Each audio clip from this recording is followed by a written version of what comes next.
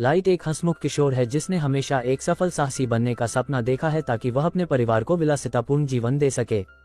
अपने लक्ष्य को प्राप्त करने के लिए वह अपने छोटे से गांव को छोड़कर साहसी के रूप में पंजीकरण कराने के लिए शहर की ओर चल पड़ता है। लेकिन इस दुनिया में उसके लिए चीजें आसान नहीं हैं।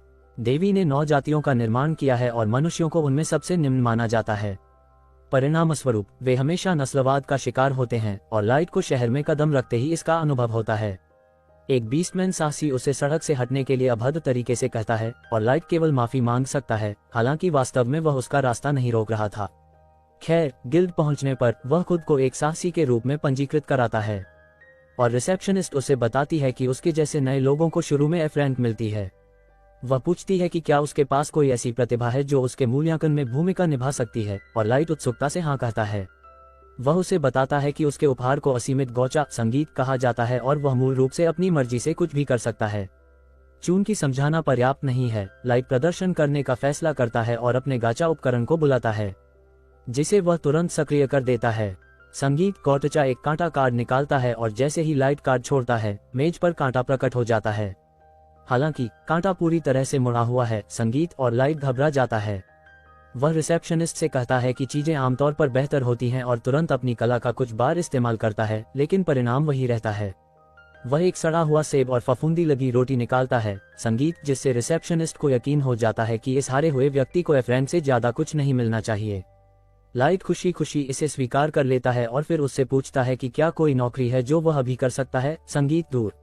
रिसेप्शनिस्ट उसे बुलेटिन बोर्ड की ओर इशारा करती है जहां सभी आसान नौकरियों के विज्ञापन लगे होते हैं, लेकिन लाइट उसे देखते ही घबरा जाता है। रिसेप्शनिस्ट को एहसास होता है कि लाइट एक नाकामयाब इंसान होने के साथ साथ अनपढ़ भी है, लेकिन ये कोई आश्चर्य की बात नहीं है क्योंकि मनुष्यों में साक्षरता दर कम होती है। वह उसे बताती है कि वह पत्थर ढोने और लकड़ी इकट्ठा करने जैसे बुनियादी काम कर सकता है, लेकिन इससे अन्य नौकरियों की तुलना में बहुत कम कमाई होती है। लाइट ये बात मान लेता है और दिन भर कड़ी मेहनत करने के बाद वह एक कमरा किराए पर लेने के लिए पर्याप्त पैसे जुटा लेता है। उसे अभी भी खाने के लिए अपनी चालाकी पर निर्भर रहना पड़ता है, लेकिन उसे विश्वास है कि वह गुजारा कर लेगा। हालांकि जानवरों जैसे दिखने वाले लोगों के एक गिरोह की उसके लिए एक अलग योजना है और वे जानबूझकर उसके रास्ते में खड़े हो जाते हैं ताकि वह उनसे टकरा जाए। उनका सरदार तुरंत लाइट पर चिल्लाने लगता है क्योंकि उससे टकराने और उसके कपड़े गंदे करने के लिए वह उस पर चिल्लाता है और उसका पर्स छीन लेता है। लाइट घबरा जाता है और उससे पैसे लौटाने के लिए कहता है क्योंकि अन्यथा उसके पास रहने की जगह नहीं होगी, लेकिन भेड़िया आदमी उसे धक्का देकर दूर कर देता है और कहता है कि उसे अपने कपड़े धोने का भुगतान करना होगा। जानवर जैसे दिखने वाले लोग लाइट को वहीं पड़ा छोड़कर चले जाते हैं। कीचड़ के पोखर में हर राहगीर उसे बाकी इंसानों के साथ गंदी झुग्गियों में सोने के लिए कहता है। इस समय लाइट सचमुच निराश महसूस करता है, लेकिन तभी अचानक कोई उसकी मदद के लिए हाथ बढ़ाता है। वह सहज ही सामने खड़ी सुंदर परी का हाथ थाम लेता है, लेकिन एक पल बाद ही उसे एहसास होता है कि उसका अपना हाथ भी कीचड़ से सना हुआ है। लाइट पीछे हट जाता है और परी से उसका हाथ गंदा करने के लिए माफी मांगता है, लेकिन वह कहती है कि कोई बात नहीं। वह उसे भरोसा दिलाती है कि वह उसे चोट नहीं पहुंचाएगी, लेकिन सालों के नस्लवाद और भेदभाव के कारण वह इस बात पर विश्वास नहीं कर पाता। अपनी बात साबित करने के लिए परी महिला अचानक घुटनों के बल बैठ जाती है और उसे गले लगा लेती है और लाइट अवाक रह जाता है। वह लाइट को उठने में मदद करती है। परी के पीछे अलग अलग नस्लों के लोगों का एक समूह है और वे अपना परिचय देते हैं, जिसका नाम है जनजातियों का समूह। वे बताते हैं कि वे एक समूह है जिसमें देवी द्वारा निर्मित प्रत्येक प्रजाति का एक सदस्य शामिल है और उनमें एक मानव की कमी थी। सबसे पहले पशु पुरुष गांव अपना परिचय देता है, उसके बाद एल्फ महिला साशा आती है जो लाइट को अपने बाकी सदस्यों के बारे में बताती है। सदस्यों में ड्रैगो द ड्रैगन्यूट, दानव डियाब्लो, ओनी ओबरो, डार्क एल्फ, बोना नैनो और सेंटोर नाम का एक सेंटोर शामिल हैं। संगीत गांव कहता है कि वे बस अपनी टोली को पूरा करने के लिए एक इंसान की तलाश कर रहे थे, और फिर कहता है कि उन्होंने ये टोली नस्लवाद को खत्म करने, संगीत और एक ऐसी दुनिया बनाने के लिए बनाई है जहां सभी के साथ समान व्यवहार किया जाए। लाइट को इस पर विश्वास करना मुश्किल लगता है, लेकिन वह इतनी शानदार संगीत टोली को छोड़ नहीं सकता और खुशी खुशी जीती हुई जनजातियों में शामिल हो जाता है। जल्द ही वे रोमांचक यात्राओं पर निकल पड़ते हैं। संगीत और लाइट उनकी टीम की सबसे कमजोर कड़ी साबित होता है। उसे राक्षसों से ड्रैगो और साशा द्वारा बचाया जाना पड़ता है, जो उसे सावधान रहने के लिए कहते हैं क्योंकि राक्षसों का एक ही वार उसे मार सकता है। लाइट अपनी लापरवाही के लिए माफी मांगता है, लेकिन साशा उसकी चोटों की जांच करने लगती है और उसे हर समय उनके पीछे रहने के लिए कहती है। बाकी टोली साशा को चिढ़ाने लगती है क्योंकि वह चुपके से लाइट के प्रति आसक्त संगीत है और उसकी बहुत परवाह करती है, और वह शर्म से लाल हो जाती है जब वह बताती है कि संगीत के मामले में वह उसे केवल एक पार्टी सदस्य के रूप में देखती है। लाइट खुद को बेकार महसूस करता है क्योंकि वह सामान ढोने के अलावा कुछ नहीं कर सकता, लेकिन ड्रैगो उसे बताता है कि वह स्वादिष्ट चाय बनाता है और यह उसके लिए काफी है। लाइट ये सुनकर बहुत खुश होता है और उत्साह से टीम के साथ कालकोठरी में और अंदर चला जाता है। जल्द ही वे एक खुली जगह पर पहुंचते हैं जहां केवल एक प्रवेश द्वार और एक निकास द्वार है। दल के सदस्य एक दूसरे को देखकर तय करते हैं कि यह उनकी योजना के लिए एकदम सही जगह है। योजना से अनजान लाइट सबके लिए चाय बनाने की तैयारी शुरू कर देता है। जब ड्रैगो उसके पास आता है और उसे बताता है कि उसे दल से निकाला जा रहा है, तो लाइट उस बात को समझ ही नहीं पाता और पूछता है कि उसने ऐसा क्या किया है कि उसे दल से निकाल दिया गया है। तो वह जानवर उसे बताता है कि उसे इसलिए निकाला जा रहा है क्योंकि वह कुछ नहीं करता। सभी लोग लाइट को उसकी बेकार और मूर्खता भरी बातें कहते हैं और यहाँ तक कि साशा भी उससे घृणा करती है। दल के बाकी सदस्य लाइट और मानव जाति पर गालियां बरसाना शुरू कर देते हैं। लाइट को लगता है कि यह कोई शरारत होगी, लेकिन वे उसे बताते हैं कि किसी के पास इतना खाली समय नहीं है कि वह उस जैसे निकम्मे पर ऐसी शरारतें करे। वह पूछता है कि वे इतना अच्छा व्यवहार क्यों कर रहे थे, और वे जवाब देते हैं कि यह सिर्फ अभिनय था। ड्रैगो उसे बताता है कि उनके वरिष्ठों ने उसकी प्रतिभा, असीमित पकड़ को पहचान लिया था और सोचा था कि वह एक उस्ताद बन सकता है। इसीलिए उन्होंने संगीत जनजातियों के संघ को उन पर कड़ी नजर रखने का आदेश दिया था। लेकिन जब उन्हें पता चला कि लाइट की प्रतिभा बेकार है और वह उस्ताद नहीं बन सकता, तो उन्होंने उसे खत्म करने का संकेत दे दिया। साशा को सबसे ज्यादा राहत मिलती है कि अब उन्हें लाइट को अपने पास नहीं रखना पड़ेगा, क्योंकि अगर वह सच में उस्ताद होता तो उसे उससे शादी करनी पड़ती, और सिर्फ इस विचार से ही उसे डर लगता है। लाइट को समझ ही नहीं आता कि उस्ताद शब्द का मतलब क्या होता है, लेकिन फिर ड्रैगो कहता है कि उन्होंने उसे जरूरत से ज्यादा बता दिया है और इससे पहले कि और साहसी लोग यहाँ आए, उन्हें उसे खत्म करना होगा। गांव तुरंत वुल्वरिन की नकल करता है और अपने धातु के पंजे निकालता है, जिनसे वह लाइट के चेहरे पर वार करता है। अब जाकर लाइट को एहसास होता है कि वह सच में बहुत बड़ी मुसीबत में फंस गया है और इस समस्या से निकलने का कोई रास्ता नहीं है। हताशा में वह जितनी तेजी से भाग सकता है भाग जाता है। संगीत और नस्लवादी कमीने उस पर हंसते हुए कहते हैं कि वे उसे भागने नहीं देंगे। साशा उसके पैर में तीर मारती है और संगीत जैसे ही लाइट जमीन पर गिरता है और चीखना शुरू करते ही नस्लवादी बौने कहते हैं कि इंसानों की चीखें सुनना उनके कानों को संगीत जैसा लगता है। गांव लाइट को और चीखने पर मजबूर करने का फैसला करता है और उस पर हमला करने लगता है, लेकिन ड्रैगो उसे रुकने के लिए कहता है क्योंकि उन्हें ऐसा दिखाना है कि इंसान की मौत किसी राक्षस के हमले में हुई है। गांव उसके आदेश का पालन करता है और उसे खत्म करने के लिए तैयार हो जाता है, लेकिन लाइट अपनी जान बचाने के लिए बेताब होकर आगे बढ़ता है। अचानक उसके नीचे की जमीन चमकने लगती है और लाइट को एहसास होता है कि वह एक टेलीपोर्टेशन सर्कल के बीच में है। ड्रैगो भी इसे देख लेता है और गांव को उसे जल्दी खत्म करने का आदेश देता है, लेकिन इससे पहले कि वह लाइट तक पहुंच पाता, टेलीपोर्टेशन सर्कल अपना काम करता है और उसे दूर ले जाता है। हालांकि धोखेबाजों से बचाए जाने के बाद भी लाइट की स्थिति कुछ खास बेहतर नहीं होती। टेलीपोर्टेशन का जाल उसे कालकोठरी में किसी अनजान जगह पर ले जाता है और वह जानता है कि जिस पल कोई राक्षस उसे ढूंढ लेगा वह मर जाएगा। जैसे जैसे वह सोचने लगता है कि उसने ऐसा क्या किया था जिसके कारण उसे धोखा मिला, उसे अपने परिवार की याद आने लगती है। वह सोचता है कि पीठ में छुरा घोंपने से पहले सभी लोग उसके साथ कितना अच्छा व्यवहार करते थे।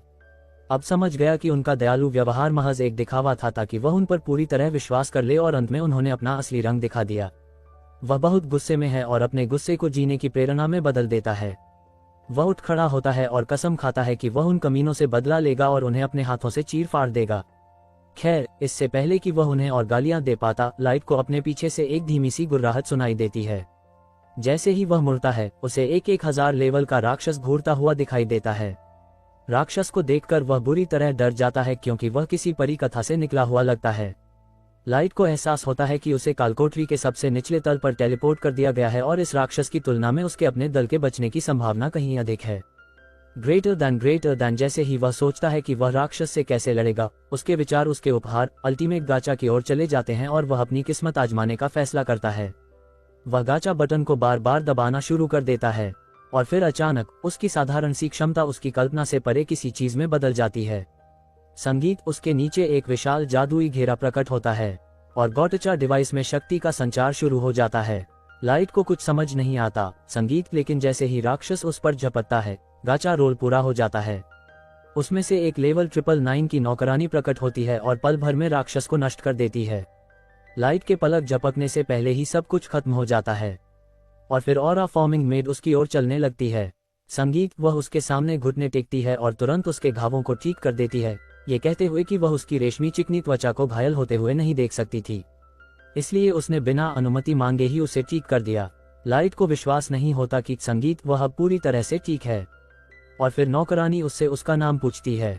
वह अपना परिचय संगीत लाइट के रूप में देता है और नौकरानी उसका नाम जानकर बहुत खुश हो जाती है। वह नौकरानी के सम्मान के नियमों का पालन करते हुए संगीत मृत्यु तक उसकी सेवा करने की शपथ लेती है। लाइट उससे कहता है कि सब ठीक है, लेकिन उसे कम से कम पहले अपना नाम तो बताना चाहिए। लड़की अपना परिचय मे के रूप में देती है, जो हमेशा कुछ न कुछ खोजती रहने वाली नौकरानी है, और लाइट को बताती है कि वह उसके अनलिमिटेड गौटचा में मौजूद एक बेहद दुर्लभ कार्ड से आई है। खैर, लाइट को यह विश्वास नहीं होता कि उसके अनलिमिटेड गौटचा में मौजूद 999 लेवल की नौकरानी उससे निकल सकती है। बेकार उपहार, लेकिन मेघ संगीत उसके उपहार पर अपनी मूल्यांकन क्षमता का उपयोग करने की अनुमति मांगती है, इसलिए बारीक विवरण पढ़ें। वह तुरंत उसे अनुमति दे देता है और मैं अपनी साझा क्षमता संगीत का उपयोग करके उसकी क्षमताओं का पता लगाती है। उसकी क्षमताएं एक बहुत मजबूत आवरण के नीचे छिपी हुई हैं और उसके स्तर से नीचे का कोई भी उन्हें देख भी नहीं सकता। वह लाइट को बताती है कि उसका अंतिम दांव उसके संगीत विचार से कहीं अधिक उपयोगी है। इसके द्वारा लुढ़कने वाले कार्ड उसके स्थान के मोना घनत्व पर बहुत अधिक निर्भर करते हैं, और जैसा कि पता चलता है, मे की अति दुर्लभता से परे एक और दुर्लभता वर्ग है। संगीत में बताती है कि सतह का मोना घनत्व वास्तव में बहुत कम है, लेकिन कालकोठरी की गहराई में हवा मोना से भरी हुई है, जिसने उसे खींचने की अनुमति दी। वह लाइट की बहादुरी संगीत की प्रशंसा करती है कि वह अकेले कालकोठरी की गहराई में आकर अपनी क्षमता का पूरा उपयोग कर रहा है, और वह उसे बताता है कि वह एक हारा हुआ व्यक्ति है जो अकेले कालकोठरी के पास भी नहीं जा सकता। वह रोने लगता है और उसे बताता है कि कैसे उसके साथियों ने कालकोठरी में उसके साथ विश्वासघात किया। वह गिड़गिड़ाने लगता है और कहता है कि उन्होंने उससे वादा किया था कि वे भेदभाव से मुक्त दुनिया बनाएंगे, सिर्फ उसे धोखा देने के लिए। फिर वो उनसे बदला लेने की कसम खाता है। मैं अचानक उसे गले लगा लेती है और कहती है कि वो समझ नहीं सकती कि वो किन हालातों से गुजरा है, लेकिन वो उसकी हर इच्छा पूरी करेगी और उसे चोट पहुंचाने वाले उन कमीनों को खत्म करना उसके लिए मुश्किल नहीं होगा। हालांकि लाइट उससे कहता है कि वो ऐसा नहीं कर सकती, और ऐसा इसलिए नहीं है कि वो दयालु है, वो बस अपने हाथों से बदला लेना चाहता है, लेकिन अभी मुमकिन नहीं है क्योंकि वो बहुत कमजोर है। वो कसम खाता है कि उन्हें मारने से पहले वो उन सबको तड़पाएगा, और मैं फिर उसके सामने घुटने टेक कर कहती है कि अगर वो बदला लेने के लिए काफी ताकतवर बनना चाहता है तो वो इसमें उसकी मदद करेगी। वो उससे कहती है कि उसे उसकी क्षमता पर भरोसा है और लाइट बस उसे धन्यवाद दे सकता है। हालांकि वो अपने हर्म में सिर्फ एक ताकतवर बदमाश से संतुष्ट नहीं होता और कालकोठरी के राजसी वातावरण का और भी ज्यादा इस्तेमाल करने का फैसला करता है। वह अपनी असीमित चाल का फिर से इस्तेमाल करता है और अधिक उच्च श्रेणी की दासियों को बुलाता है ताकि वह एक ऐसा राज्य बना सके जो उसके भव्य प्रतिशोध का आधार बनेगा। उस मनहूस दिन के बाद 3 साल बीत चुके हैं और अब लाइट सैकड़ों दासियों पर राज करता है। अपने बनाए एक संगीत महल के अंदर मैं हमेशा उसके साथ रहती है, जैसा कि उसने उससे मिलने के दिन वादा किया था। सभी नौकरानियां उस पर पूरी तरह मोहित लगती हैं और उसका उत्साह बढ़ाती हैं, खुश हैं कि वह उन्हें नोटिस कर रहा है, जबकि मैं उन्हें ठीक से व्यवहार करने के लिए कहती है। वह महल से बाहर निकलता है और स्थानीय बाजार की ओर बढ़ने लगता है, जहां हर कोई उसे पहचान लेता है। एक विक्रेता उसे नाश्ते के लिए अपने घर बुलाता है, जबकि कुछ अन्य उसे देश में स्नैक्स की कमी के बारे में बताते हैं। लाइट जल्द ही इस समस्या का समाधान करने का वादा करता है, जबकि मैं उसे ऐसे छोटे मोटे कामों की चिंता न करने के लिए कहती है, क्योंकि वह ये सुनिश्चित करेगी कि रसद संबंधी समस्या जल्द से जल्द हल हो जाए। वह मैं से पूछता है कि उसके बाकी पौराणिक संबंध कहाँ हैं। मैं जवाब देती है कि युकी, जो जानवरों को वश में करने वाला है, कालकोठरी के पास के क्षेत्र का नक्शा बनाने और जंगल में किसी भी तरह की परेशानी की तलाश में व्यस्त है। लाइट जंगलों में घूम रहे सभी राक्षसों के बारे में सोचती है, लेकिन जानती है कि उसके जैसी प्रतिभाशाली पशु प्रशिक्षक के लिए वे कोई परेशानी नहीं पैदा करेंगे। मैं आगे कहती है कि जादूगरनी एली कड़ी मेहनत कर रही है और कुछ बनाने की कोशिश कर रही है। लाइट अपनी भव्य योजना के अनुरूप विशेष जादू का प्रयोग कर रहा है। लाइट सोचता है कि क्या एली इस संगीत का सामना कर पाएगी, क्योंकि उसने एली से जिन जादुई मंत्रों को बनाने के लिए कहा है उनमें बहुत सी जटिलताएं हैं। लाइट वैम्पायर नाइट नाज के बारे में पूछता है, जो करीबी लड़ाई में तो माहिर है, लेकिन अन्य मामलों में थोड़ी नासमझ है। मैं जवाब देती है कि उसने उसे महल के मैदानों में गश्त लगाने का काम दिया है, ताकि वह अपने खाली दिमाग का इस्तेमाल न करे और किसी भी तरह की संगीत मुसीबत में न पड़े। लाइट को उससे कोई आपत्ति नहीं है, क्योंकि वह महल के आसपास की चीजों को और अधिक रोचक बना देती है। जल्द ही वे संगीत महल लौट आते हैं जहां लाइट को उसके 4 पौराणिक आह्वानकर्ताओं में से अंतिम जैक का बुलावा आता है, जो पूछता है कि क्या लाइट कुछ प्रशिक्षण के लिए तैयार है। मैं थोड़ी चिढ़ जाती है और संगीत जैक से कहती है कि उसे लाइट को उसके उचित सर्वनाम यानी गुरु से संबोधित करना चाहिए। लेकिन जैक एक सच्चा सिग्मा है जो इस नारीवादी संगीत बात पर विश्वास नहीं करता, इसलिए वह उसकी बात को पूरी तरह से अनसुना कर देता है। लाइट में से कहता है कि संगीत ठीक है क्योंकि वह जैक को बड़े भाई की तरह मानता है, और में से कहता है कि उसे लगता है कि वह चला जाएगा जैक के साथ अपने प्रशिक्षण सत्र के लिए संगीत। अब प्रशिक्षण मैदान के अंदर वे दोनों स्पैरिंग के लिए तैयार हो जाते हैं। लाइट अपने समन की ओर तेजी से बढ़ता है, उसके सपाट पेट पर सीधा मुक्का मारता है और अपनी आश्चर्यजनक संगीत ताकत से उसे पीछे धकेल देता है। जैक लाइट की शक्ति से खुश प्रतीत होता है, ये दावा करते हुए कि अगर किसी सामान्य साहसी को इस तरह मुक्का पड़ता तो वह मर जाता, लेकिन वह इसे सहन कर सकता है क्योंकि वह एक टैंक की तरह मजबूत है और अत्यधिक क्षति को झेल सकता है। वे मैदान के बीच में एक बार फिर मिलते हैं, मुक्के टकराते हैं संगीत और फिर पीछे हट जाते हैं। इस बीच नाज अभी भी गलियारों में गश्त कर रही है, संगीत अपना खाली छोटा सा सिर हिला रही है। तभी कुछ अन्य नौकरानियां उससे मिलती हैं और मीठी मीठी बातें करने लगती हैं, ये दावा करते हुए कि वे सभी सुरक्षित महसूस करती हैं क्योंकि नाज हमेशा वहां गश्त करती रहती है और यह सुनिश्चित करती है कि कोई खतरा आसपास न मंडरा रहा हो। ग्रेटर दैन संगीत ग्रेटर दैन नाज बेहद खुश हो जाती है। यही नौकरानियां चाहती थी क्योंकि उन्होंने उस पर एक शरारत करने का फैसला किया था। संगीत वे सुझाव देती हैं कि उसे जाकर यह सुनिश्चित करना चाहिए कि लाइट के शयन कक्ष सुरक्षित हैं और वहां कुछ भी गलत नहीं हो रहा है। नाज को यह संगीत एक शानदार विचार लगता है और वह बेडरूम की ओर बढ़ती है, लेकिन जब वह दरवाजा खोलने की कोशिश करती है तो मैं अंदर से निकलती है। नाज में से पूछती है कि वह लाइट के बेडरूम में क्या कर रही थी क्योंकि वह इस समय ट्रेनिंग पर गया होगा। मैं तुरंत शर्माने लगती है और कहती है कि वह उसके जाने के दौरान कमरा साफ करने की कोशिश कर रही थी। नाज उसे संगीत कहती है कि उसे कमरे में किसी भी खतरे की जांच करनी चाहिए, लेकिन इससे पहले कि मैं उसे कुछ कह पाती, नाज कमरे में प्रवेश करती है और देखती है कि बिस्तर पूरी तरह से अस्त व्यस्त है। वह बिना सोचे समझे कहती है कि ऐसा लगता है कि कोई बिस्तर पर संगीत तकियों को सूंघ रहा था और इधर उधर लुढ़क रहा था, और मैं से पूछती है कि क्या उसने जानबूझकर ऐसा किया है। संगीत में अपने बेवकूफ दिमाग का फायदा उठाने का फैसला करती है और आत्मविश्वास से संगीत कहती है कि यह उसका खास बिस्तर बनाने का तरीका है। नाज इससे प्रभावित होती है और पूछती है कि क्या वह भी यह सीख सकती है, लेकिन मैं मना कर देती है, ये कहते हुए कि यह एक खास व्यापार रहस्य है जिसे वह अभी प्रकट नहीं कर सकती।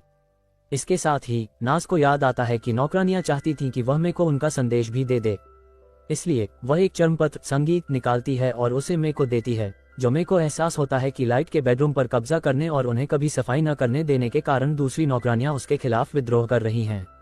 मैं नाज से कहती है कि वह इस बारे में चिंता न करे, वह खुद नौकरानियों से निपट लेगी, और नाज को चुप रहने के लिए कुछ खुले पैसे भी देती है, जिसे नाज खुशी खुशी ले लेती है और चली जाती है। वह तुरंत बाजार जाती है और उन पैसों से मिलने वाली सभी खाने की चीजों को देखने लगती है, लेकिन अंत में कुछ ताजे दूध के साथ नरम पैनकेक खाने का फैसला करती है। इसके बाद वह खुशी खुशी एक बार फिर महल की ओर चल पड़ती है, जहां उसे युकी एक बालकनी पर बैठी मिलती है। वह युकी से पूछती है कि क्या जंगल में उसका काम पूरा हो गया है, और नाज की बकवास से तंग आकर वह उसे दिखाती है कि उसने मैं द्वारा चाहा गया नक्शा पहले ही बना लिया है और उसे देने वापस आ रही है। नाज उसे बधाई देती है और सिंहासन कक्ष में प्रवेश करने से पहले अपने गश्ती कार्य पर लौट जाती है। उस भद्दे कमरे में पहुंचते ही वह जोर जोर से चिल्लाने लगती है क्योंकि उसे रोकने वाला कोई नहीं होता।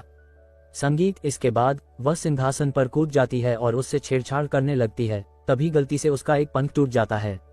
एक देवदूत की मूर्ति में से डरकर वह तुरंत उसे बेमन से वापस रख देती है और अपनी जान बचाकर सिंहासन कक्ष से बाहर भाग जाती है। प्रशिक्षण मैदान में वापस आकर लाइट और जैक के बीच बहस जारी रहती है। तभी जैक सुझाव देता है कि आज का काम खत्म करके स्नान करने चलते हैं। वे जल्द ही स्नानघर की ओर बढ़ते हैं और विशाल बाथटब में पहुंचकर जैक लाइट की इतनी जल्दी सभी कौशल सीखने के लिए प्रशंसा करता है, ये दावा करते हुए कि वह इतना मजबूत है कि कालकोठरी के अधिकांश जीव उसके लिए बच्चों का खेल होंगे, जिसका अर्थ है कि सतह पर भी कुछ ही लोग उसे चुनौती दे सकते हैं, लेकिन उसे चेतावनी देता है कि अभी भी कुछ ऐसे हैं जो मौका मिलते ही उसे पूरी तरह से नष्ट करना चाहेंगे।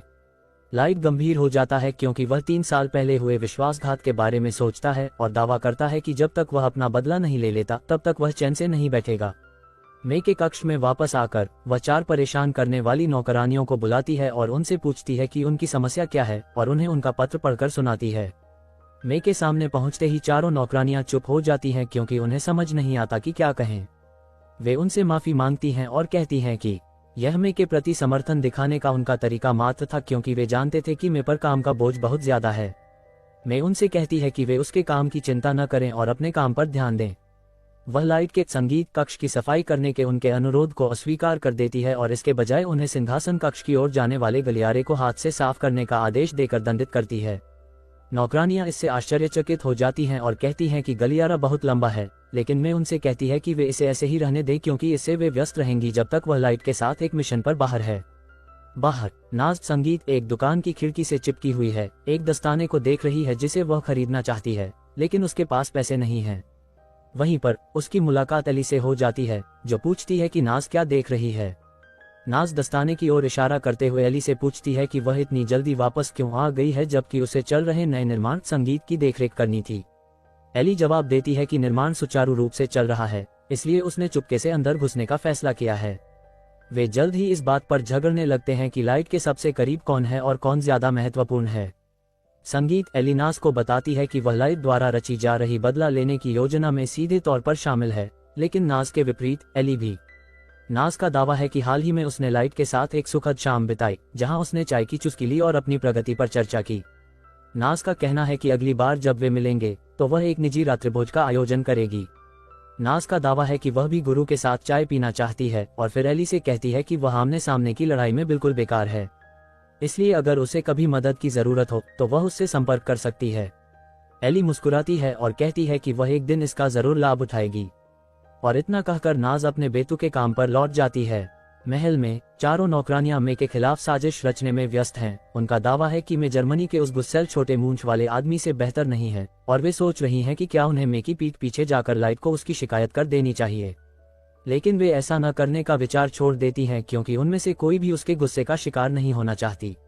उनमें से एक को एहसास होता है कि लाइट मे की इतनी परवाह इसलिए करता है क्योंकि वह उसकी पहली बुलाई गई नौकरानी थी, जबकि बैंगनी बालों वाली लड़की का दावा है कि युकी को बुलाने में लाइट संगीत को अगले 2 महीने लग गए, जिसका मतलब है कि वे दोनों पूरे 2 महीने तक कालकोठरी में अकेले थे। उन्हें मिलता है बेहद ईर्ष्यालु होकर वे फर्श पर लौटने लगती हैं और ईर्ष्या के मारे अजीब हरकतें करने लगती हैं। संगीत फिर वे मेज पर बैठकर कुछ जादू टोना करने का फैसला करती हैं और मंत्र जपती हैं ताकि संगीत मे को इस मामले से बाहर कर दिया जाए। दुर्भाग्य से मे ये सब सुन लेती है और उनके कमरे में घुसकर उन्हें एक बार फिर घेर लेती है। संगीत नौकरानियां तुरंत माफी मांगने लगती हैं और कहती हैं कि वे बस थोड़ी ईर्ष्यालु थीं और उन्होंने जो कुछ भी कहा उसका उनका कोई इरादा नहीं था। संगीत में उनसे कहती है कि वे अजीबोगरीब कल्पनाएं करना बंद कर दें, क्योंकि उसके बुलाए जाने और युकी के बुलाए जाने के बीच के महीनों में लाइट जादू के बारे में हर संभव चीज सीखने में व्यस्त था। संगीत और हर मार्शल आर्ट का अभ्यास कर रहा था, इसलिए उनके पास कुछ और करने का समय ही नहीं था।